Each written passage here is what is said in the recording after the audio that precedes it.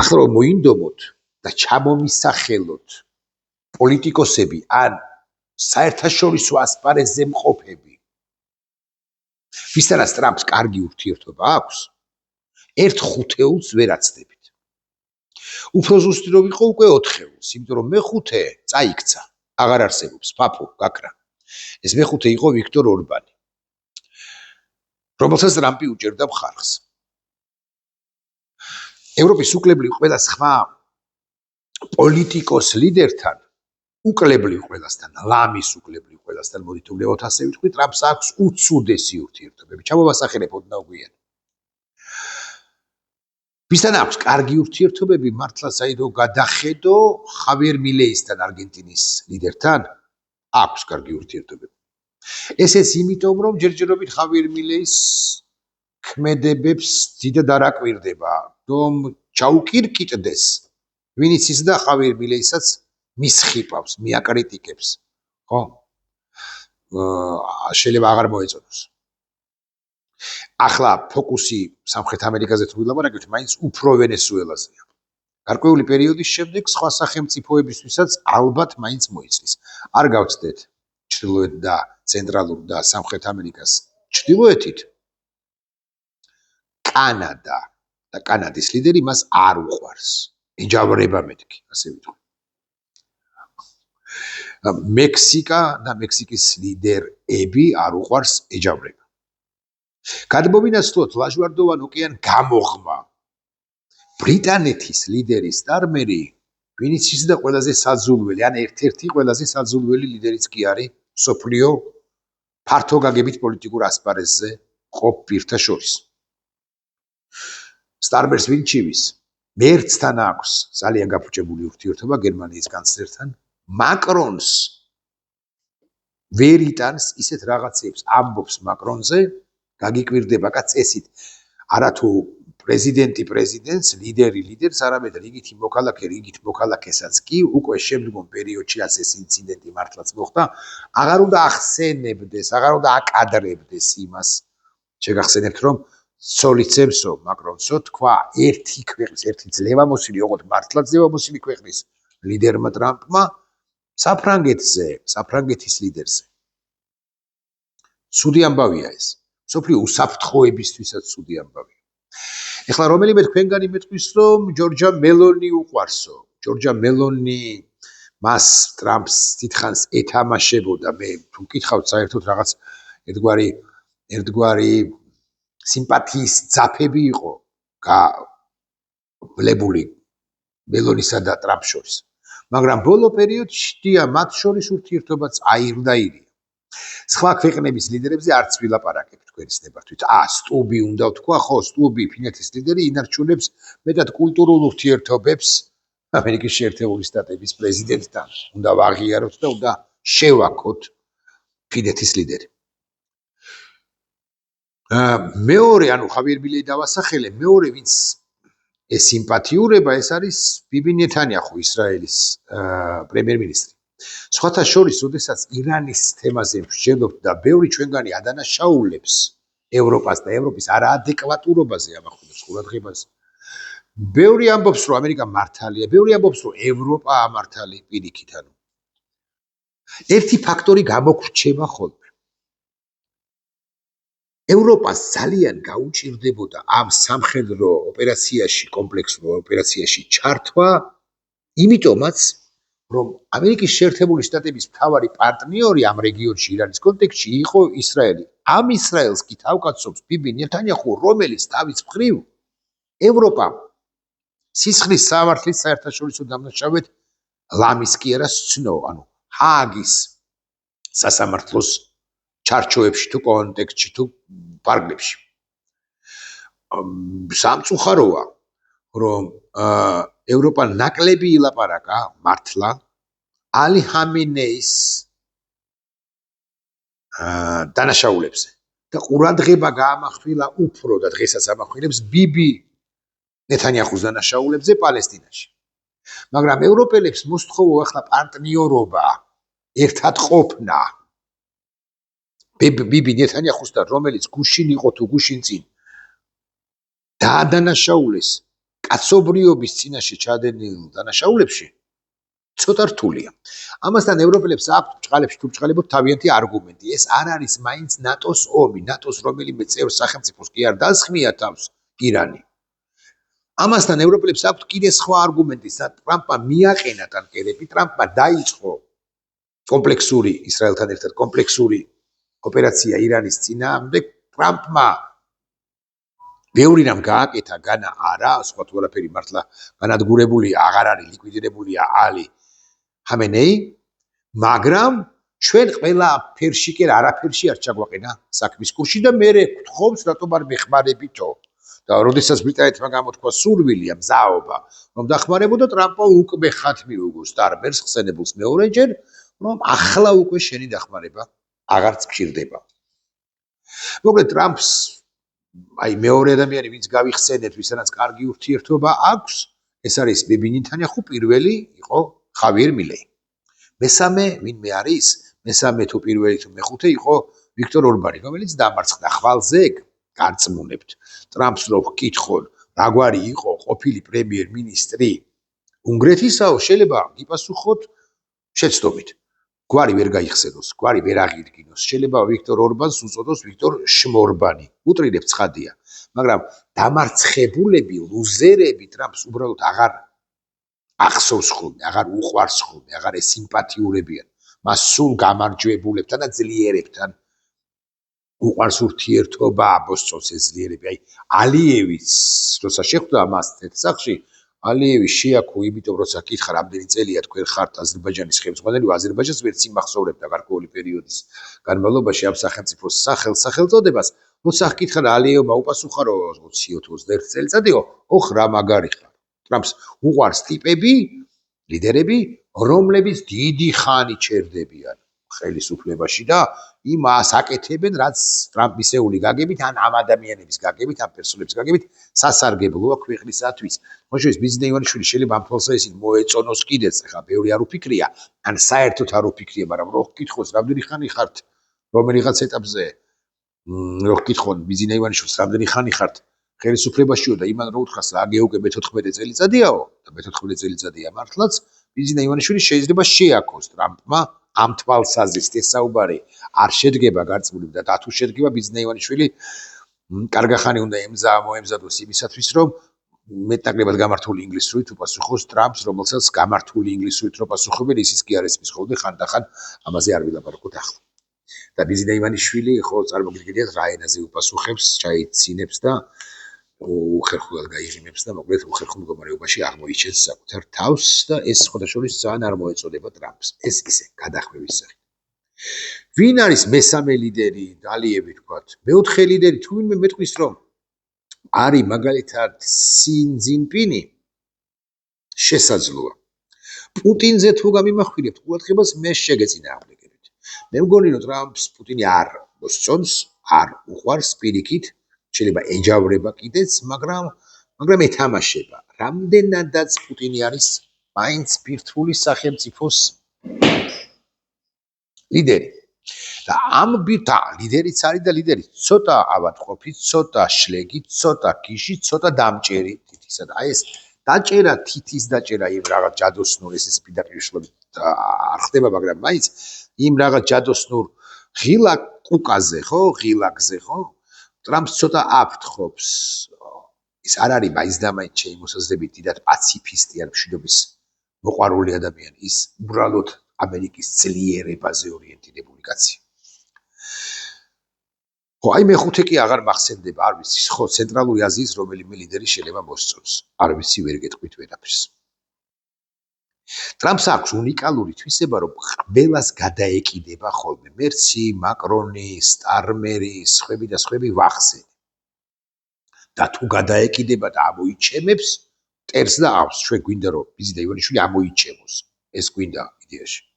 გადაეკიდოს ბიზნეს ივანიშვილს. თუ გადაეკიდა, მაშინ არის წყალწაღებული, მაშინ დალევს ჩაილურის წყალს ბიზნეს ივანიშვილი. ცოტა ხნის წინ ერთი ამბავი მოხდა.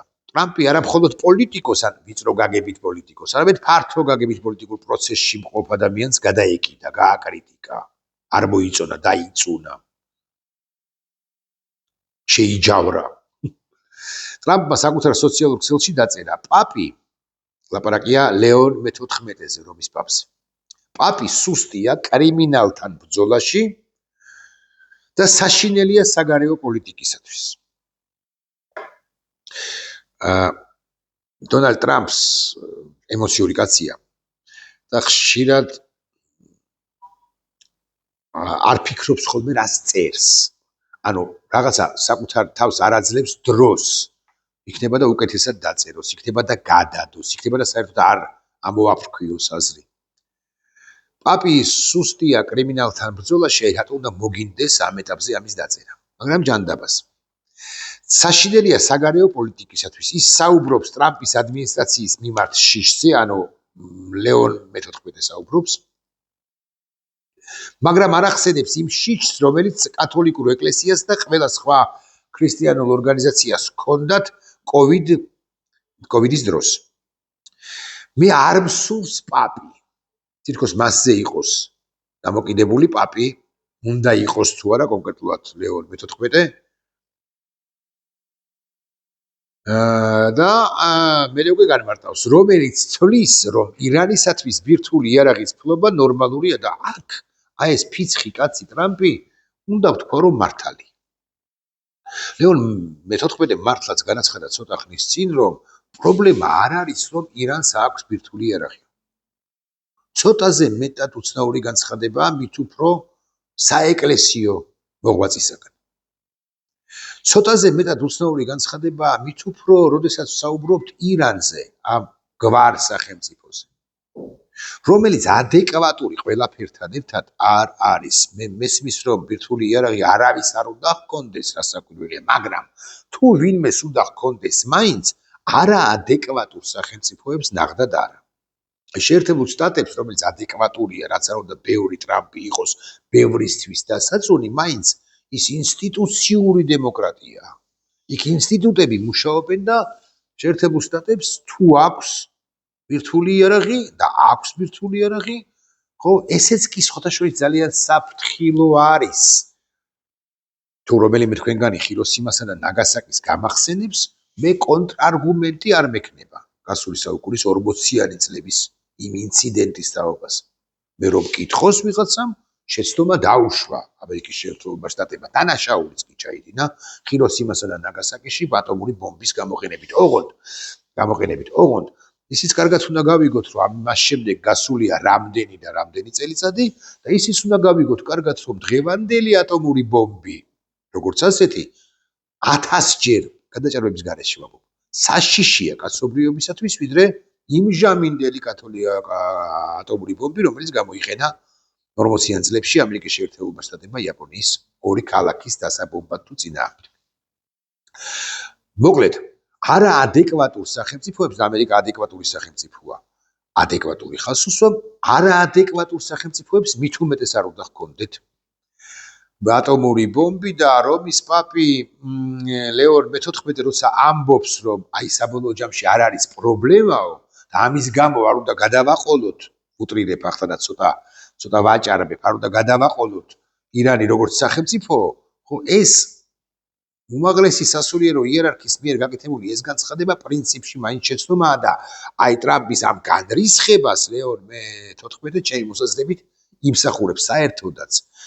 ჩვენს ქვეყანას არ ეხება ეს, მაგრამ აი საეკლესიო პირები, მათ შორის ესეთი სერიოზული იერარქები თუ ილაპარაკებენ ოდენ ქრისტიანობაზე, ქრისტიანობის გავრცელებაზე და ნაკლებად შევლენ ამგვარ სენსიტიურ საკითხების განხილვაში, ეს ბევრად უკეთესი იქნება. რომის პაპი არ ჩამორჩა ტრამპს და თქვა, დებატებში არ ჩავებმევი. ის, რასაც ვამბობ, არავის წინააღმდეგ თავდასხმას არ ისახავს მიზნად. მე მოვუწოდებ ყველა ადამიანს ეძებონ მშვიდობისა და შერიგების ხიდები მშენებლობის გზა ომის თავიდან ასაცილებლად, როცა ეს შესაძლებელია, მაგრამ ეს არის ამბავი, რომ შესაძლებელი როგორც ასეთი ირანთან ყოველ შემთხვევაში არ იყო. ეხლა სხვა საქმეა შესაძლებელი ომის თავიდან არის აცილება. სხვა საქმეა დროულად დაიწყო შეერთებულმა შტატებმა, სრულად მომზადებული იყო შეერთებული შტატები ამ ომისათვის თუ არ იყო. როგორც ჩანს, მაინც ხმა მოლოდინები არსებობდა, მათ შორის მოლოდინი იმის თაობაზე, რომ უშუალოდ ირანში ახტებოდა, აჯანყდებოდა ხალხი და ამით ხელს შეუწყობდა რეჟიმ change-ს. შეერთებულმა შტატებმა უნიკალური სპეცოპერაცია ჩაატარა. უნდა ვაღიაროთ, განადგურებულია არა მხოლოდ ალი ხამენეი, ხო? არამედ განადგურებულია ირანის პრაქტიკულად მთელი ან დიდი ნაწილი სამხედრო პოლიტიკური ელიტისა, მაგრამ ირანზე იყო რესურსი, რომ აკონტროლოს მოცემულ ეტაპზე ორმუზის სრუტე და არა მხოლოდ ორმუზის სრუტე. მესმის რომ საშუალო და გრძელვადიან პერსპექტივაში ირანი გადანადგურდება როგორც სახელმწიფო, ალბათ მაინც უფრო, მაგრამ მოცემულ ეტაპზე შეერთებულმა შტატებმა ყველა ამოცანა ვერ შეასრულა, დასახული ამოცანა ვერ მიაღწია. განვაგრძოთ ლეონ მე-14-ის პასუხის კითხვა. მე არ მეშინია ტრამპის ადმინისტრაციის ან სახარებისეული გზავნილების ხმამაღლა გაჟღერების, რადგან წამსობს სწორედ ამისთვის ვარ აქ და სწორედ ესაა ეკლესიის დანიშნულება. ჩვენ არ ვართ პოლიტიკოსები, ჩვენ არ განვიხილავთ საგარეო პოლიტიკას იმავე პერსპექტივით, როგორც მას შესაძლოა ეს ესმოდეს, თუმცა მე მწამს სახარებისეული გზავნილების, როგორც მშვიდობის მყოფელისა. ამას ამბობს ხსენებული რომის პაპი ლეონ მე-14, რომელსაც პაპობის დიდი გამოცდილება არ აქვს, მაგრამ დიდი გზა კი ელის საომავლოდ რომ ვიცოდეთ. მაინც. ტრამპი აგე თურმე აგე გადაეკიდა ტრამპი ლეონ მე-14-საც და მასთანაც გაიფუჭა ურთიერთობები. მე კარგად არ მისმის ესე ყველას მტრად მოკიდება, მოწინააღმდეგეთ მოკიდება, რა უკაცრავად და პონტია, ანუ რატო აკეთებს ამას. მას ხომ წესით სჭირდება პარტნიორები მეტი და მეტი. მაგალითად, თუ რუსეთია შესაჩერებელი, მას საუკეთესო ურთიერთობა უნდა ჰქონდეს ევროკავშირთან. თუ ჩინეთია შესაჩერებელი, მას ასევე საუკეთესო ურთიერთობა უნდა ჰქონდეს ხსენებულ ევროკავშირთან. ჩინეთ რუსეთი თუ ერთობლივად არიან შესაჩერებელი, ანუ ბოროტების ღერძები ჩინეთი, რუსეთი, ირანი, ყველასთან კარგი ურთიერთობა უნდა ჰქონდეს, რომ პარტნიორებს ეძებდეს და არა კარგავდეს. მეორე მხრივ ამგვარი ქაოსის დამთესი დონალდ ტრამპი მთლიანად ანგრევს არსებულ და ხშირ შემთხვევაში მართლა კასტრირებულ ან არაფრის მაქნის, თუ გდებავთ ესე ვიტყვი, უსაფრთხოების სისტემებსა და გადაწყვეტილების მიღების მექანიზმებს. ქართულად როგორ არის ეს არ ვიცი, კი არა, უნდა მოვიფიქრო, გავიხსენო სიტყვა ნამეტანი ზანტი. ნამეტანი არაფრის მქმნელი, არაფრის მთქმელი და მქმნელი იყო ევროპა წლების განმავლობაში. 10 წლეულების განმავლობაში. ჩამოკიდებული შეერთებულ შტატებზე. აი ხა ტრამპი ამბობს, რომ მე მგონი ამას ვერ გააკეთებს, მაგრამ მაინც. ტრამპი ამბობს, რომ მე გამოვიყვან ჯარებს ევროპის იმ სივრცეებიდან, რომლებმაც მხარი არ დამიჭირეს ირანის წინააღმდეგ კამპანიაში. ხო, მაგალითად ესპანეთი იგულისხმება, შესაძლოა ნამდვილად სხვა სახელმწიფოების და გადავისვრი ამ სახელმწიფოებს რუსეთთან უფრო ახლოს. მე მომხრე ვარ და მომწონს ეს მოსაზრება. მაგრამ უპრიანი ხომ არ იქნებოდა, რომ ამერიკის შეერთებულმა შტატებმა სხვაგვარად მოაგვაროს აღმოსავლეთ ევროპის უსაფრთხოება. ესტონეთისთვის და ლიტვისთვის კარგია, თუ გადაიცვლიან ევროპის ამ ნაწილში ამერიკის შეერთებული შტატების ჯარებს. ესპანეთი მართლაც შეცდა, როდესაც თავხედურად შეცდა კი რა, დანაშაული ჩაიდინა. ჩაკეტა საჰაერო სივრცე ამერიკის შეერთებული შტატების სამხედრო ავიაციისათვის და პრაქტიკულად არ მისცა ბაზების გამოყენების უფლებას. ხო, ბოდის ვიხდი, მე-5 გამახსენდა, ვინც მეტნაკლებად მოსწონს ტრამპს, ეს არის თურქეთის ლიდერი რეჯეპ ტაიპ ერდოღანი. ესპანეთს დაუბრუნდებით. ესპანეთმა მიქარა მარტივად რომ ვილაპარაკოთ, მაგრამ იქნებოდა სხვა გვარი ურთიერთობის აწყობა აუცილებელი, არ ვიცი.